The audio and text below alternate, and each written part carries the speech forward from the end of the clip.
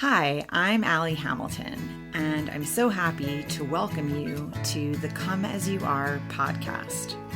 Every week, we'll be talking about some aspect of healing, usually around childhood wounds and complicated familial relationships. The topics will always coincide with my personal essay of the week, and this will be a place where we can take a deep dive together.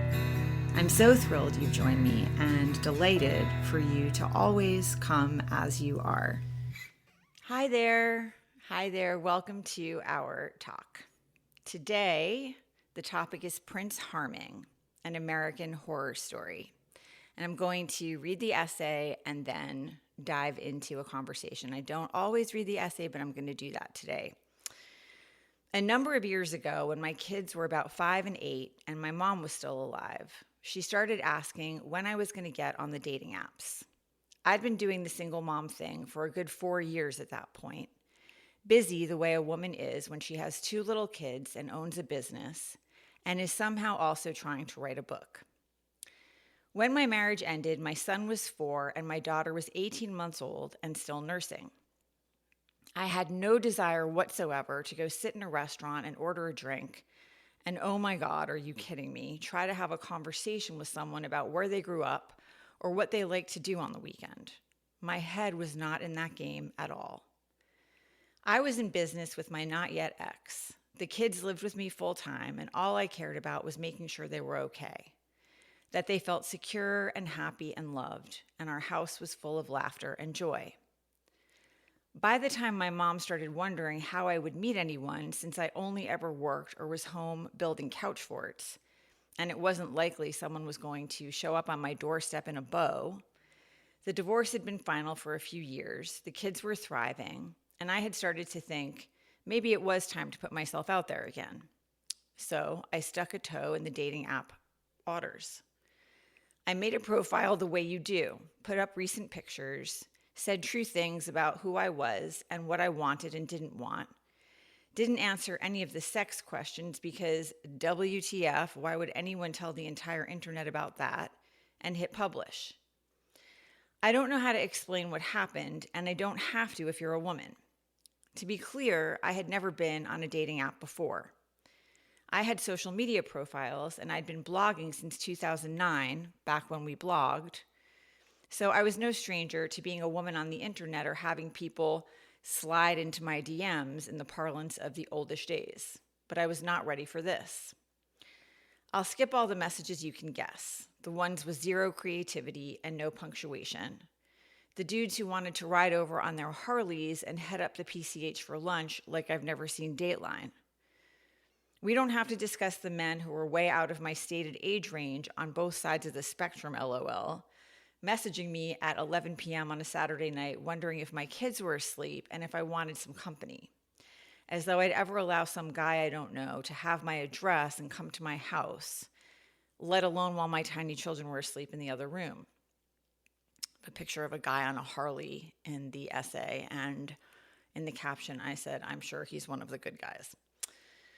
Then there were the dick pics, and there were a lot of them.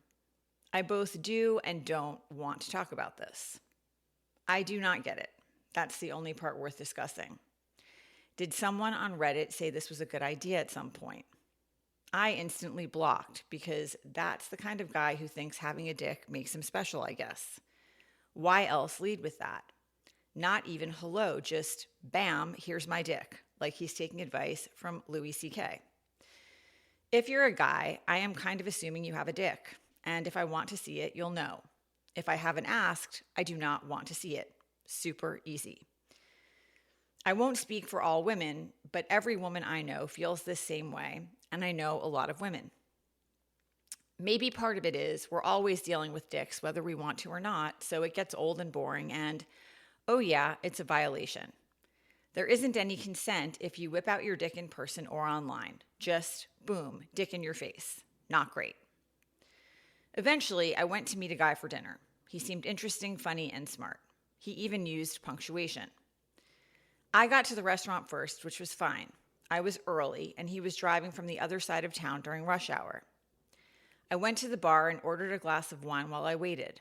It was a popular place, but not hopping yet. There were plenty of people having dinner outside, and 3 men a couple of bar stools away from me. The bartender was getting ready for the night ahead, moving around, making sure the bar was stocked. The 3 guys started talking to me. They seemed like they had been there for a while. They were speaking more loudly than necessary. I was polite, but not friendly. I am pretty well versed in the land of dealing with people who've had a lot to drink. One of the guys, the one closest to me, came over and put his arm around me and asked why a woman so hot was alone at a bar on a Friday night. I slipped out from under his arm and slid off the bar stool, said I was waiting for someone and was going to the restroom. I smiled the way women do when they don't want to die, but I was aggravated. His buddies laughed. He said he hoped I was waiting for a hot girlfriend to join me. I said, sorry, not your night, and went inside. I didn't need the restroom. I just wanted to get away so I could strategize. My date texted he was stuck in traffic but almost there. No worries, I texted back. I thought about asking if we could meet somewhere else but couldn't think of a place nearby. Plus, I could handle this. I'm from New York City. I returned to the bar. The 3 guys were still there, but now they'd moved down the bar right next to where I'd been sitting, and they'd ordered a round of shots. One for me, too. I said thanks, I appreciated it, but no thanks, and asked the bartender if I could be seated. Aw, come on, the handsy guy said. Lighten up and have a shot with us. Your date is late. His loss. Not smart to leave a woman like you waiting. The bartender looked at me then, like he was understanding what was going on for the first time. Hey, fellas, she said no, he said. I'll do the shot with you when I get back. And he came out from behind the bar, grabbed my wine, and brought me to a table. Sorry about those guys, he said. They've been here for a couple of hours. That one guy is a real asshole. I nodded, sat down, and texted my best friend. Told her what was happening, had a little more of my wine. Then the guy came over and sat down at the table like we were playing a game. Listen, I said, I need you to go back to the bar. I'm waiting for someone. This is not cool. I looked over, hoping the bartender was on his way, but now a man and woman were at the bar where I'd been sitting, and he was getting their drinks. The other 2 guys waved at me. Clearly, they thought this was funny. Why are you being such a bitch, their friend asked, and his eyes flashed in that way that was familiar and made my heart pick up the beat. Your date is really late, and I'm into you. Why don't you just hang out with me instead? It was clear he wasn't going to leave, so I got up, but as soon as I stood, everything got hazy, and I collapsed back down into my chair. My knees knocked together. The room had gone sideways, and everything looked gray. I felt like I might pass out. I gripped the table. I thought maybe I'd stood up too fast. I have low blood pressure, and sometimes that happens. He laughed, reached forward, and put his hand on my thigh, squeezed it. Don't fucking touch me, I growled, batting his hand away, but my words came out like one word slurred together. Don't fucking touch me. I sounded like my mom after a bottle of wine. He grinned. Are you okay? How much have you had to drink? Do you need a ride home? I looked at him carefully. I felt sick. I have no tolerance when it comes to alcohol, but I'd only had a glass of wine, and it wasn't a large glass. There's no way I could be this woozy. I'm fine, I said. I just stood up too fast. I had to focus on enunciating every word. I got up carefully and looked toward the bar, which seemed very far away now. And this time the bartender saw me. I walked toward him unsteadily, trying to find the floor underneath my feet with each step. It was like walking on a boat at sea in heels. I must have looked scared because he walked out from behind the bar and met me halfway, grabbing my elbow. Something isn't right, I said to him. I think he spiked my drink. I don't feel well. I'm going to call a friend to come get me. Please don't leave me alone with him or let him pull me outside. Oh my God, he said, looking over his shoulder at the guy. Do you want me to call the police? Do you want an ambulance? I didn't want any of that. I wasn't positive I was right. All I wanted at that moment was to get away from the whole situation and get back to my house. I sat down at the bar and texted my best friend asking her to come. not the kind of thing I'd ever done before. The bartender got me some water and called the manager over. The manager went to talk to the two guys still at the bar. Their friend had gone outside. Apparently, they apologized their friend had bothered me, settled their tab in cash, and took off. My girlfriend pulled up in front of the place as my date was walking in. By then, I felt certain something had happened. Either that guy put something in my drink or I had food poisoning from something I'd eaten the day before. Though I hadn't eaten anything my kids hadn't eaten and they were fine. I told my date I was sorry, but obviously I needed to reschedule. He said it went without saying and helped me into my friend's car. He asked my girlfriend if she could stay with me overnight. She could and did. They exchanged numbers and he asked her to keep him posted. I went home and vomited violently all night until it didn't seem possible there was anything left. I had a blinding headache for 18 hours. I had tears streaming down my face from exhaustion and from my stomach cramping like it was in some kind of vice grip. I was pale and shaky and miserable. Much of the night was a blur. When I wasn't vomiting, I'd pass out again on the cold bathroom floor because I needed to be near the toilet. My girlfriend told me things in the morning I did not remember at all and still don't. I came out of the bathroom naked at one point and told her it was because my clothes hurt and my skin needed to release the poison. The poison is everywhere. I think it's important we all realize this now. When the Swalwell stuff started coming out, I was dismayed like everyone, disgusted, especially when I saw his video denying the allegations, saying this was happening because he was the Democratic front-running candidate for governor and he would fight back legally if necessary. There was something about the way he was squinting, rocking his body forward for emphasis, like he had to use momentum to get the words out, and the way he was breathing, that shallow chest breathing. It was all the body language of a caged narcissist, a man who can't quite believe it's over, who thinks if he says it forcefully enough, he can bend reality to his will. He must have known what was coming.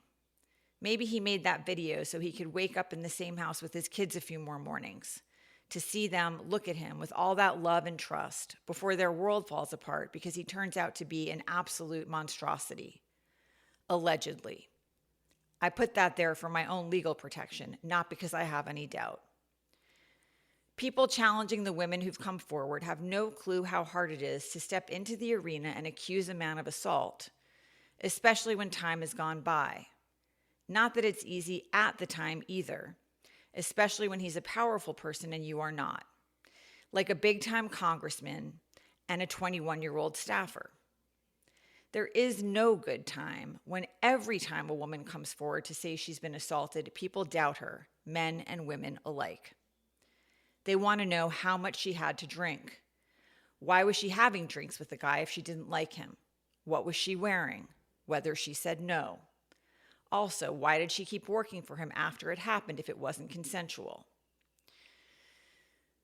When you are in your early 20s, right out of college, and you get your dream job as an intern working for a congressperson or a senator or an ad executive or a novelist or an attorney or a spiritual guru, and this person you admire so much is paying attention to you and making you feel special, and then the interaction starts to get a little strange, but you aren't totally sure, you probably won't want to ask anyone because what if you're wrong?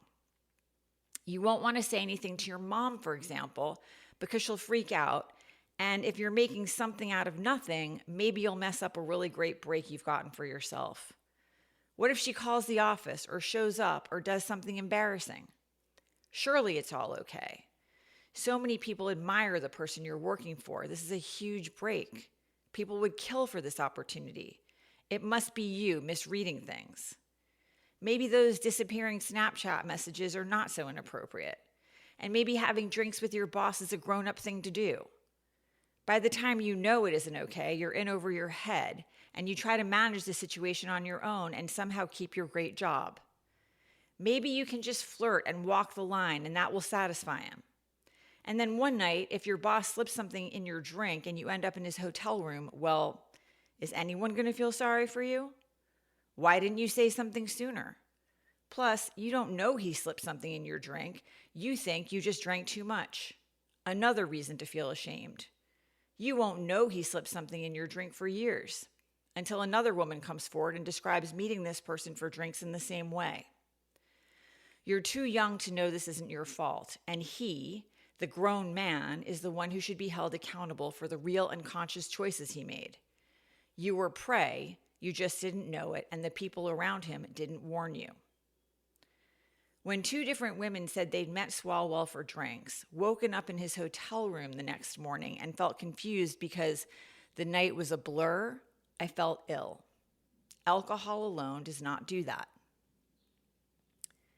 Lots of people second-guess themselves and talk themselves out of their feelings when they're young, especially women. We've been trained to be polite. We've been taught no one will believe us or back us up. We kick ourselves for being so dumb, for putting ourselves in a vulnerable position in the first place. Ask me how I know. Do you think we don't see what happens when women come forward? Representative Tony Gonzalez, Republican Texas Uvalde, also lied when his sexual misconduct came to light. He said it wasn't true, and then he avoided the media and refused to answer questions about it for months while he ran for re-election. He has 6 kids with his wife, Angel. His family figures prominently in his political persona. He describes himself as a conservative, religious, family values man. His personal life became a topic of conversation when a former aide, Regina Santos Aviles, took her own life. She was married with an 8-year-old little boy. Representative Tony Gonzalez harassed her, took advantage of his position as her boss, pressured her for nude photos, and sent sexually explicit texts. A second aide has come forward to say he did the same with her. Very family values, very upstanding. It's noteworthy that Mike Johnson and Republicans in the House demanded that Gonzalez drop his re-election campaign when this came to light, but did not require him to resign from Congress because they held only a 2-seat majority over the Democrats. It's a game to these people. Once Swalwell resigned, it cost them nothing to do the right thing. That's why both resignations happened on the same day. Why does it have to cost them nothing before they'll do the right thing? Or, to put it another way, why isn't integrity worth anything? It should be noted it was women who made it happen on both sides of the aisle. This is a block quote that I pulled from The Independent. It took the voices of female members of Congress, particularly Democratic Women's Caucus Chairwoman Teresa Leger Fernandez and Republican Representative Anna Paulina of Florida, to lead the charge to take out the trash. 2 Latinas, I would point out, Leger Fernandez told The Independent. She said her leadership was helpful in her push to kick out Swalwell. Quote, what we had Republicans refusing to move against Gonzalez, she said, but we needed the votes, and that's what both Anna Paulina and I could do, is we knew we could deliver the votes for the expulsion because we needed 2/3 votes.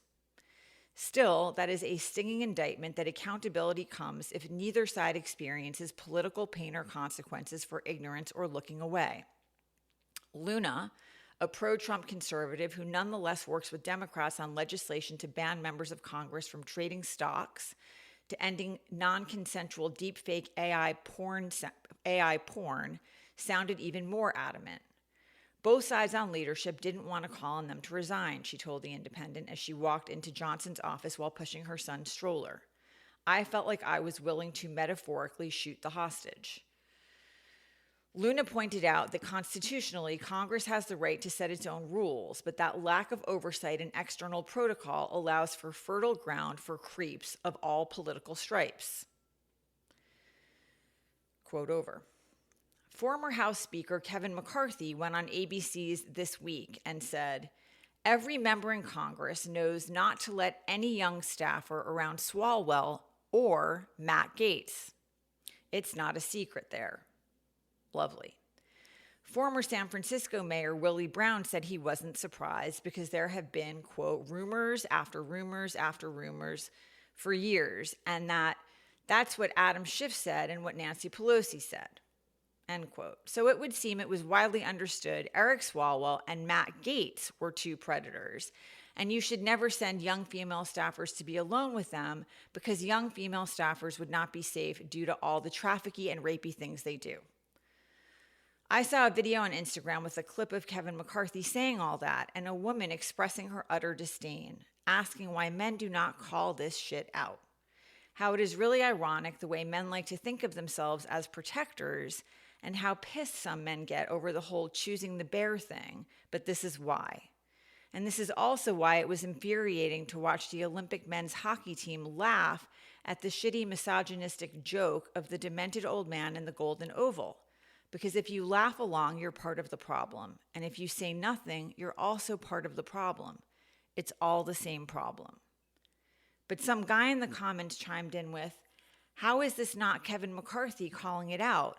And my head exploded a little.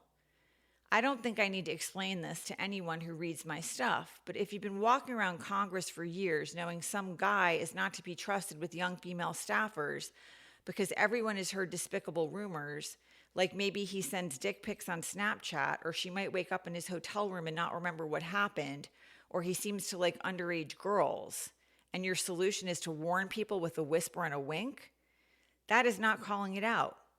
That is upholding the system that harms young girls and women, as if there's not another damn thing you can do about it. Calling it out is calling the po-po, or calling your reporter friend, or telling the bastard yourself it's time to quit, or you're telling your buddy at the FBI, or walking over to the DOJ. I mean, you're right there, my God. How is this not Kevin McCarthy calling it out? Here's another one. Let's say you live in France, in a small town in southeastern Provence, and somehow you hear about this website where men drug their wives and rape them and invite other men to come and rape them too. You don't decide to become one of the men who does that. You appelle la police. Turns out this is not a French thing, not that I thought it was. Men drug, rape, and film their wives in the UK, in the US, in Poland, in Canada, in France. At this point, I think we have to assume it's happening everywhere. There are sites set up specifically for this, and coded hashtags and chat rooms, and an academy where men can learn how to do it. Rape Academy. Men upload their content, videos of them raping their unconscious wives, and there's a big audience waiting to watch and happy to pay. One of these sites had 62 million visits in February alone, and its core audience is in the United States. It's a real brotherhood of men who absolutely despise women, who have no respect for them at all. I could cry. I am somewhere between rage, despair, and nausea. I want to encourage you to prepare yourself if you click on that link above. It's not that there are pictures or videos or anything. It's that there are casual screenshots of men telling other men what they gave their wives to knock them out so they can try it too. The mothers of their children in many cases. The women who tell them where their keys are and buy the cheese they like and do their laundry. Those wives, who usually also work and do the lion's share of the household cleaning and childcare. Now I am crying. I don't understand. What is the issue? What is the fucking issue? I was absorbing, processing all this, and watching people here in California scramble to figure out who they were going to support now that Swalwell dropped out of the governor's race. Quick note, how come we're all talking about how women really need to take over, but not that woman, every time?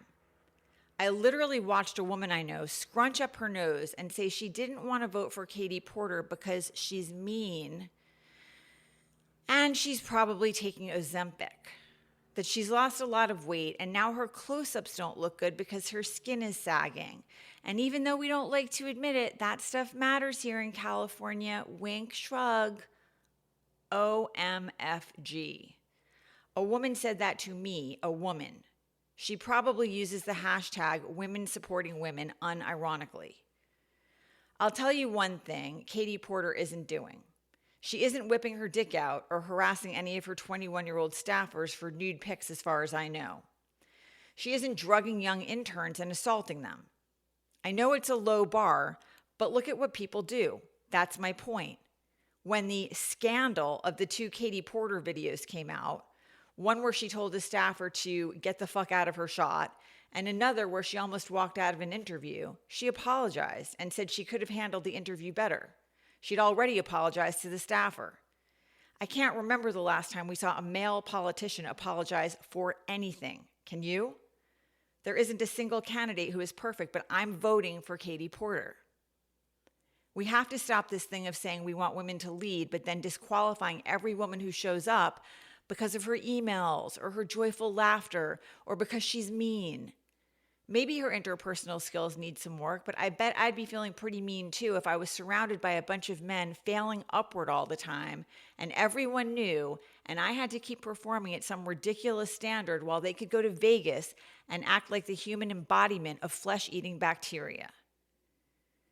Anyway, I was integrating the last shitstorm of news and feeling thankful that at least I had a doctor's appointment yesterday, because who doesn't want the golden healing lightning that shoots out of their doctor's hands while they fly around the room and angels sing? My doctor's a woman and she doesn't usually show up in robes, but I figured maybe this was the day. Maybe she'd even tell me to say 3 Hail Marys and call her in the morning. But I signed on to Substack in the waiting room, my sweet corner of the internet where at least I know my writer friends are creating essays and poems that will make me laugh or cry or nod or think about something in a different way. And this incredible community of readers will add comments that are so interesting or funny or thought-provoking that sometimes it's all the hope I need. And I saw that Andrew Tate had been allowed to join the platform. And not only that, he'd imported his huge email list, so he shot straight to the top of the new bestsellers list. Andrew Tate, the joke of a man who tells women he loves raping them. And if a woman is assaulted, she, quote, bears some responsibility, end quote. And women are, quote, inherently lazy, and there's no such thing as an independent woman. The man who said, I'm a realist, and when you're a realist, you're sexist. There's no way you can be rooted in reality and not be sexist. Andrew Tate, with active pending human trafficking cases and trafficking of minor cases and criminal charges of organized crime and multiple charges of rape in the UK and Romania. He's been banned from Meta platforms and YouTube and TikTok and Twitter, though Elon reinstated him when he made it X because Elon loves his bros and he has no problem with hate speech or misogyny. Which is not the same as free speech, in case anyone needed to be reminded. Most platforms draw the line at communication that encourages an audience to condone or inflict harm, often by dehumanizing a target group, like women, for example. I call him a joke of a man, Tate, because when Lucy Williamson interviewed him in Romania with the BBC, he didn't look her in the eye and own the things he'd said. That's what a real man would do, right? He'd be calm. What is there to get upset about if you're just being asked about the things you've said and the things you believe? He got combative and tried to talk over her, though, and denied saying those things at all. He said she'd found quotes on the internet. Ha ha ha, she did. They were his quotes that he'd put on his own damn site. He folded like the weak little scaredy boy he is. I never said that. I never did those things. He might as well have said, you're not my mommy. You're not the boss of me. You can't make me. There's a reason preteen boys are his target audience. They're feeling as uncomfortable and uncertain as they ever will, and he gets in there and tells them how to be a man. He says feminism has ruined everything, and strong women are the reason the world is messed up and unfair. The world was better when women knew their place, and girls know this deep inside. They like a boy who takes charge. They like a man who tells them what to do and keeps them in check. They like money. They like fast cars because they can be bought, see, like property. Here's how you make money, boys. Here's how you get muscles. This is what strength looks like. But he gets furious and defensive instantly when an intelligent woman asks him to show his work. He can't handle it. That isn't strength. I suppose it was naive to think Substack would be different from any other platform, though there are a ton of accounts reporting and blocking him, mine included, and he clearly imported his own email list. It's not like the Substack community is interested in his toxic waste. It looks like his list is full of bot accounts. I don't expect he will find many people who will engage with his ideas, and that is as it should be. No one needs to debate whether women bear responsibility for being assaulted. Some things simply deserve no oxygen, and that's where I'll leave this. Perhaps his stint will be short-lived. One can hope. You know what, though? Women can fix the bigger problem with him. Because the bigger problem is not where he is, it's that he is. We need some 19 or 20-year-old woman with a big social media presence to talk to boys about girls and what they like. Who would know more about that after all? Some 40-year-old man who's been arrested for hurting girls, or a young woman who was a girl not long ago and knows how girls think and what makes them laugh and what they hope a boy will say or do. I know boys are smart and kind, and if you give them a chance, they'll listen. I know because I raised one, and he turned into a wonderful young man who respects women and genuinely likes them too. We need to get more intentional in so many areas. I think about the fairy tales we were raised on. The brave, charming, handsome prince who was supposed to rescue the damsel in distress. The evil stepmother, the banished witch, the mean stepsisters, the fairy godmothers. The lack of representation for anyone who isn't white in any of these stories. The way, even here, people with money are safe and people without can be taken advantage of, even if they're kind and they do everything right, unless some magical spell is cast or broken. I don't know what is going on with far too many mostly straight, mostly white men, but I suspect it's the same poison that's harming so many of us girls and women, people of color, members of the queer community, anyone who is not part of this club that isn't even kind to its own members. It's this patriarchal, chest-pounding, flag-planting, bomb-dropping, planet-eating ideology where they are at the top of the food chain and the rest of us are existing in their world and at their mercy and for their pleasure. We are not theirs for the taking, though, and neither is this planet. We're all just visitors here, and we are all deserving of dignity. It isn't normal to want to dominate and harm people, in case that needs to be said. I no longer know what needs to be said. It isn't normal to take pleasure in hurting people you claim to love. It isn't normal to get off on watching people suffer. It isn't normal to treat human beings as expendable, any of them. It isn't normal to whip your dick out unless someone asks you to do that. It isn't normal to use up 5 million gallons of water a day so you can chat with your phone. It's criminal. It isn't normal to think we can afford to use 32 billion gallons of water annually so Claude can write your grocery list. And that's the water usage projection for 2028. The billionaires don't care. They're at the very top of this broken food chain, and a lot of straight white men think they're in the club because they bought a red hat. Meanwhile, they would not even let them mop the floor. Look at the farmers bemoaning the fertilizer crisis. Conservative women who are confused, please note Kristi Noem, Pam Bondi. You will always be expendable in the boys' club. They don't even want us to vote, and some of y'all are like, oh, no problem, here's my vote, my husband can do it for the household. Your grandmothers are not resting in peace, ladies, and your daughters will grow up to loathe you if you don't get a hold of yourselves. No one wants to live in Gilead. Watch the show if you need to. The wives are not safe either. For fuck's sake. It isn't normal to join a chat room to learn how to drug and rape your wife. But I guess if the men you listen to are telling you women are the problem, and immigrants are the problem, and queer people are the problem, and men on women's sports teams are the problem, maybe you're so pissed the rage is coming out in all kinds of dark and horrifying ways. It isn't normal to join a site where you can watch other men raping their unconscious wives and think that's something to emulate. It isn't normal to take advantage of the young people who work for you or anyone who works for you if you are someone's boss. You have power over them and you should not date them. If you can't handle that, you should not be anyone's boss. It is not normal to want to have sex with minors if you are an adult. Get help and stay away from minors. Maybe some less obvious things because I did not know there was a rape academy. I am now going to say if you're a man and you have felt upset and found yourself saying not all men, I hope now you are starting to understand how dark and bleak things are for women. Please help. I'm really asking from my heart. Please make your position clear. Don't let us women be the only people loudly and passionately calling this out. We have been alone out here. We have gotten used to it, but that doesn't make it okay. Please don't laugh at sexist jokes anymore or even let them slide. Start teaching your buddies today, your sons, your nephews. Please stop yourself from making the "she's nagging me again" eye roll comments. Please stop doubting your female friends' lived experiences if you have been.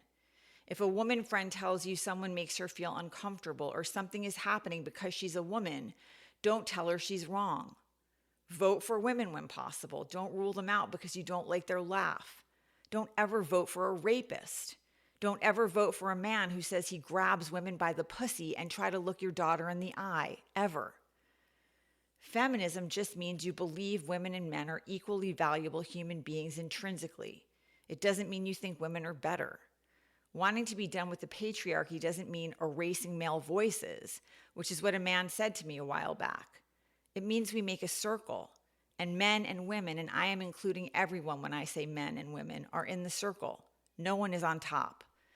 The most valuable people, the most vulnerable people are in the middle of the circle, being lifted up. Once upon a time, there was a princess in a tower. She liked the views from up there, but it was getting late, so she walked down the stairs and through the forest and wrote herself into a better story.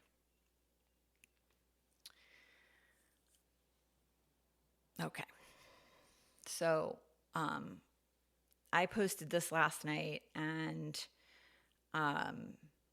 right now there are 300 people who have read it and 62 comments I haven't read yet, and it's been shared a lot. So there are a lot of women sharing stories in the comments about things that they have been through, and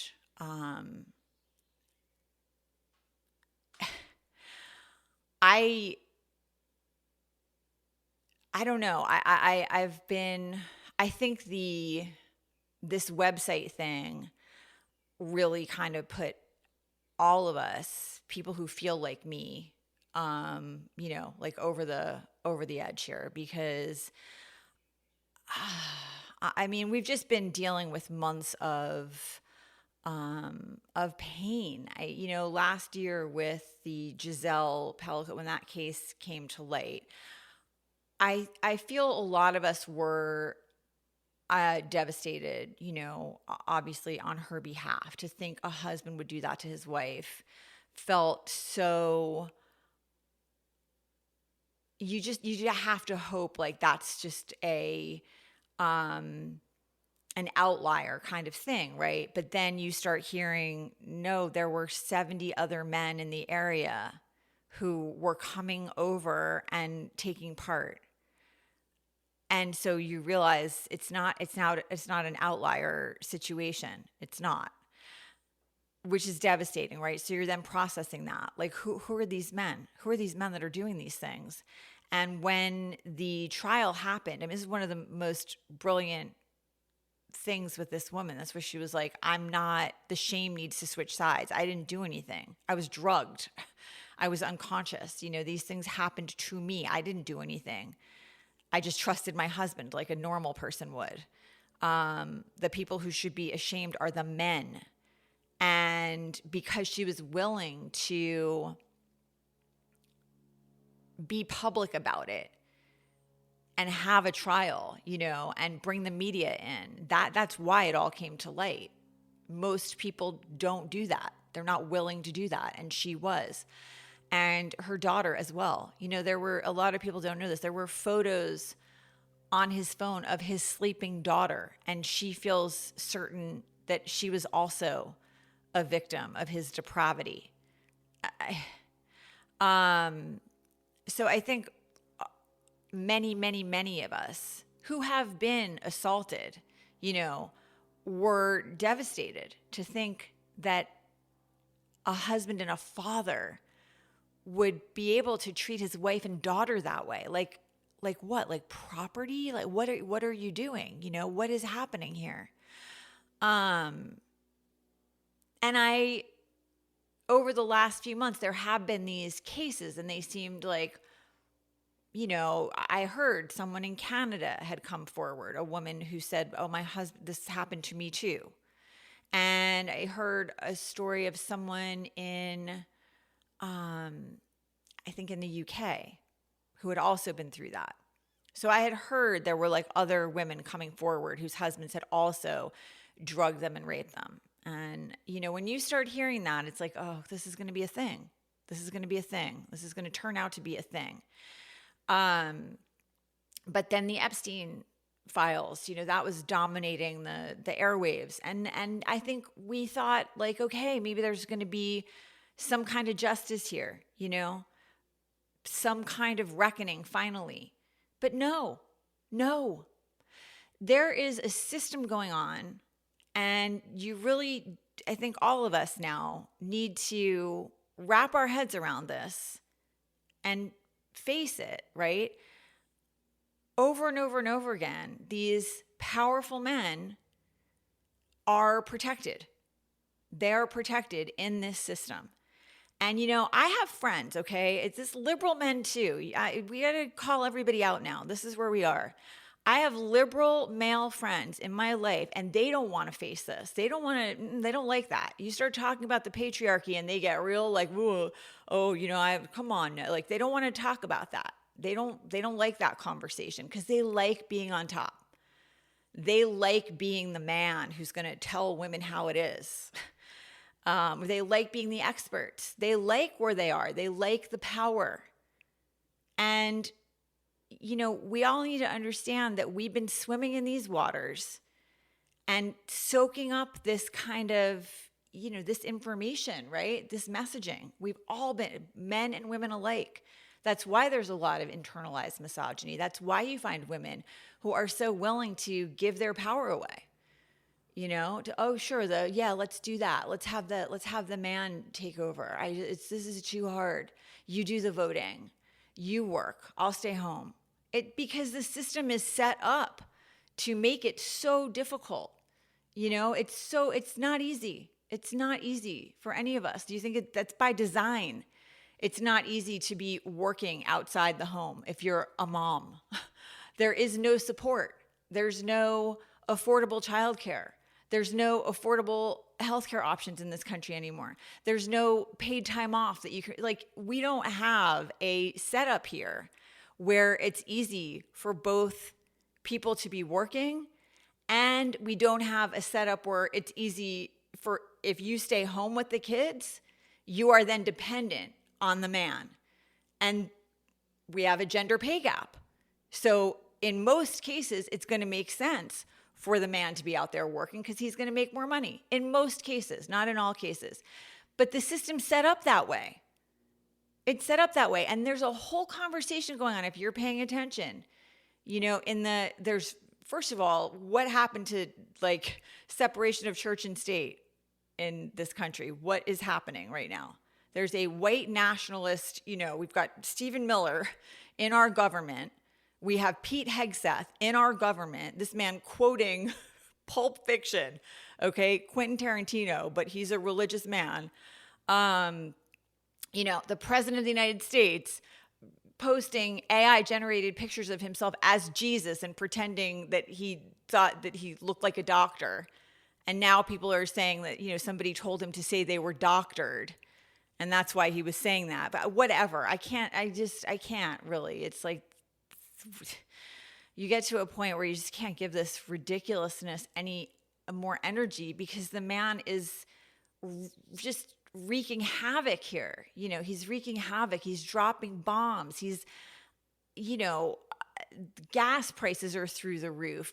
Farmers they can't afford fertilizer. We're going to have a food shortage in the fall. And people are just pretending this isn't happening. I'm seeing things on forums where people, don't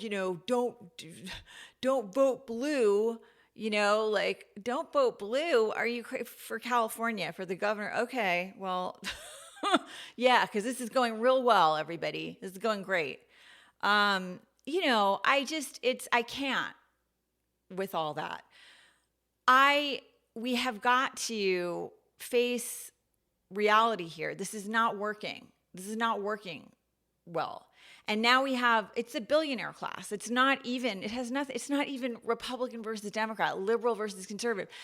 These people are not conservative family values people. Please take a look at what's going on here. And it's it's across the aisles, okay? Please, everyone, take a look. You've got your Swalwells and your Gonzaleses and the man in the Oval Office has cheated on all of his wives and is best friends with Epstein and getting Ghislaine Maxwell her sweetheart deal. She's walking around some prison camp and going to Pilates, okay? These are not good people. They're not good people. But time and time again, the people who are getting protected in this system are the men. The men are getting protected. You go down the line here and you watch when a woman comes forward and she says, I was assaulted. You know what happens. The legal system is not set up to protect women or children. Every system that we have is set up to take care of straight men, straight white men. Look in our prison system. Just look across the board. Start to look at what's going on here. And unfortunately, white nationalists, white supremacy, patriarchy, this is not serving us. And this billionaire class is not serving us. They do not care about us. They do not care. And if we don't wake up, we are not going to be in a good situation. We are giving our power to men who would drug us in our sleep and violate us and put it on the internet for other men to enjoy. Not all men. 62 million visits to these websites. And that's just one site. There are multiple sites. It's not just one site. I want to make that clear. 62 million views. It's not 62 million men to that one site. It's 62 million views in February alone to this one site. There are multiple sites. There are chat rooms where men are telling other men, this is what I gave my wife. This is the medication I gave her in order to make her unconscious so I could assault her and film it. You should try it too.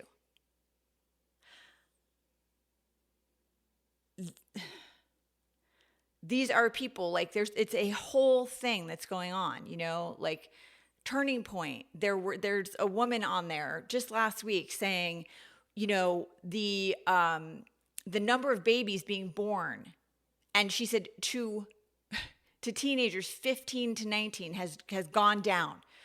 The most godly thing you can do is teach your kids to grow up and have babies before they can afford them and before they think they're ready. Google it. You'll see it. You'll see the clip. 15 to 19-year-olds. These are children. These are children. You want to encourage your teen pregnancies. Do y'all remember when there was a whole push to stop teen pregnancies, to educate teenagers, and now they're pushing for it?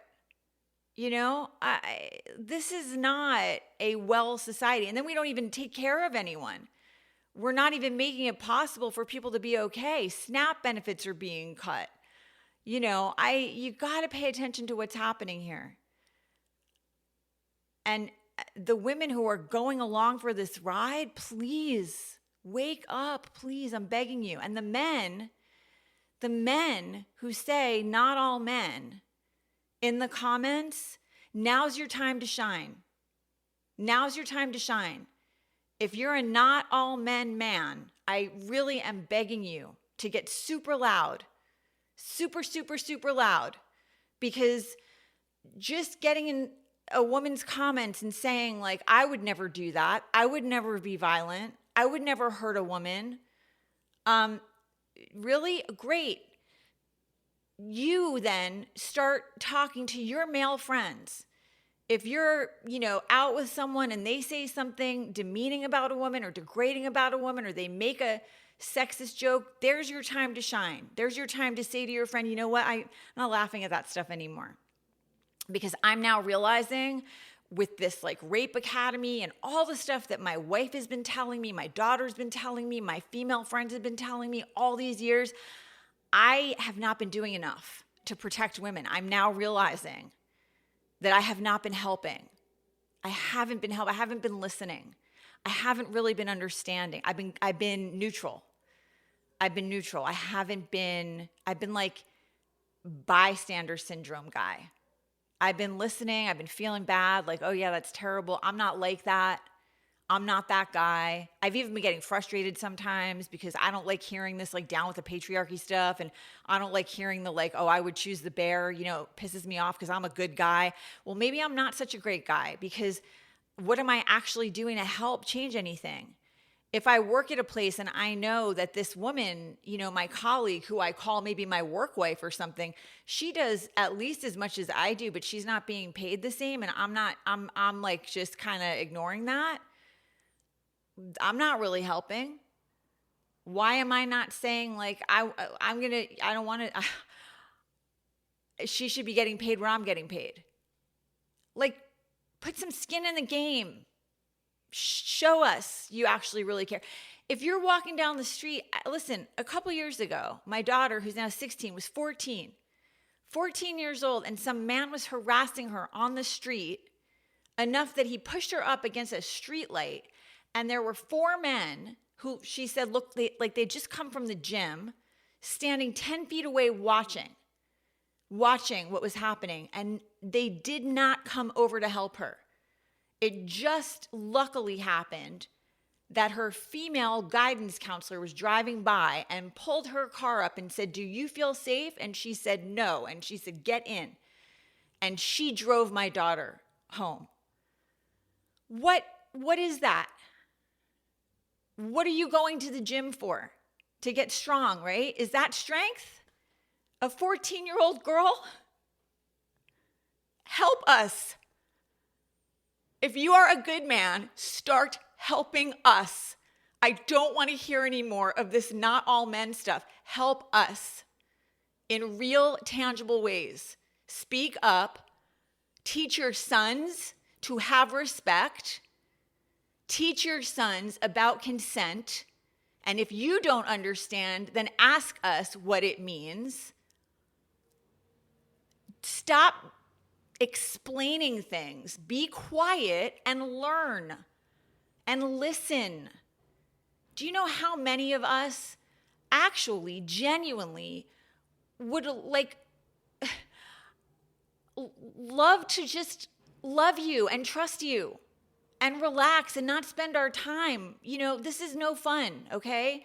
And I personally think this patriarchal crap is making men unwell as well. I feel, you know, my son is one of my favorite human beings on the face of this earth. He's such a good human being, and he loves women.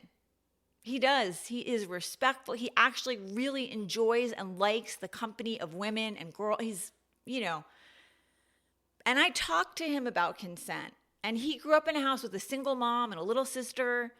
And you know, he didn't even think twice about somebody needs tampons. He doesn't scrunch his nose up or like this. That's the crap that needs to stop. Nobody would exist if women didn't get their periods. Get over it. Don't do that stuff. Don't shame women. All of that needs to stop. All the degrading, you know, chest pound, all that stuff needs to go. It needs to stop. And if you are a good man and you consider yourself a good man, it's time to step up your game, because we're out here and we are being harmed physically, emotionally. It's exhausting and it's not okay. And if you're such a great guy, step it up. Step it up. You know, we're heartbroken. And you're voting for people who are, you know, hurting us. You're upholding the system. So if you are a good guy, it's time to show it. It's time to prove it a lot more than you have. Being quiet is not it. It's not it. Just like if you are someone who says that you care about people of color, then just like going about your business, that isn't it. What are you doing to help? Who are you voting for? Like, where are you spending your money? What are you doing? It's pretty easy to tell whether you care or you don't, or it matters to you, or you're trying to fix anything, or you're just not. You know, you've got to do things if you care. It's not hard for people to tell what you care about and what you don't care about. It's not difficult.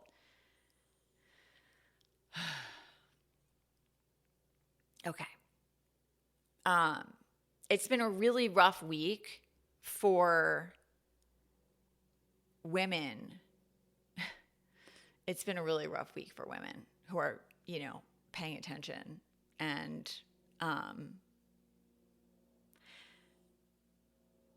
it's really hard to watch people like Carolyn Leavitt, you know, like trying to, I just can't. Like, this is not a partisan issue.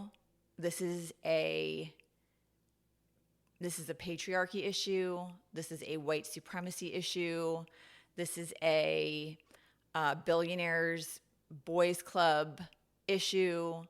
This is, you know, start looking at who these people travel with, okay? Why? Okay, ask yourself this question. This guy in office right now, okay, his best friend for years was Epstein. He got Ghislaine Maxwell over from a federal prison in Florida where she was serving her time behind bars for 20 years, which is where she belonged because she assaulted children and obtained children for horrible men to do horrible things. This is not like at issue. This is proven. She was convicted. He got her out from behind bars to her fancy, you know, she's got her emotional support dog and her organic food and her, you know, like I said, Pilates classes. So he did that. He got the Tate brothers who have also human trafficking, rape. He got them. They were under house arrest. He got them out. They're here. They're having a great time. They're flying around on private planes. Look at who these people are traveling with. Matt Gaetz, these disgusting people who like minors, like minor children.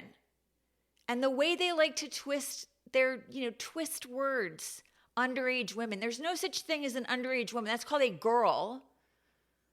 And the people who are getting breaks, just look at it. And meanwhile, raping the planet too. Oh, we're gonna talk about AI and how great it is. It's so great. 32 billion gallons of water annually by 2028. We don't have it. And they're, oh yeah, it's gonna learn how to like sustain itself. There's gonna be a loop. You know, there's gonna be you know what? The loop that they're talking about? Yeah, first of all, they haven't done it yet. They're talking about doing that in the future. It'll be 70%. It'll use 70% of the water. So it's still 30% that it's going to need. And we haven't even touched on energy yet. It's not sustainable. We can't do it. They don't care about our kids or our grandkids or the future. They only care about themselves now. That's it. If we don't care, we're screwed because they don't care. This is who these people are. They don't care about us. So if we don't care about us, if we think they care, we are done. Our kids are done. We have to be smarter than this and turn this ship around. And it is time for women to step it up and lead. It really is. It doesn't mean erasing male voices. Please, come on. That is not what it means. Feminism is not erasing male voices. Down with the patriarchy is not erasing male voices. It's we stand together. We make a circle. We put the vulnerable people in the middle. We take care of each other. And we stop with these awful people, these chest-bumping people that don't want women to vote. Fuck off. Get the fuck out of here. Go away. Seriously. Come on. Women, please. Please. And if you're in California, what is going on with you? What is going on with you? Katie Porter, stop. Tell me why you're not, what's going on that you're not considering Katie Porter? Just ask yourself what's going on right now. Because she's mean? Please, please give me some other reasons. I mean, if you're a Republican and that's your reason, whatever, we're not going to agree. But if you are a Democrat and you're not looking at her, I really would like you to ask yourself what is going on. Okay. You know where to find me. If you are not okay because this was a really difficult week, you know where to find me. I love you.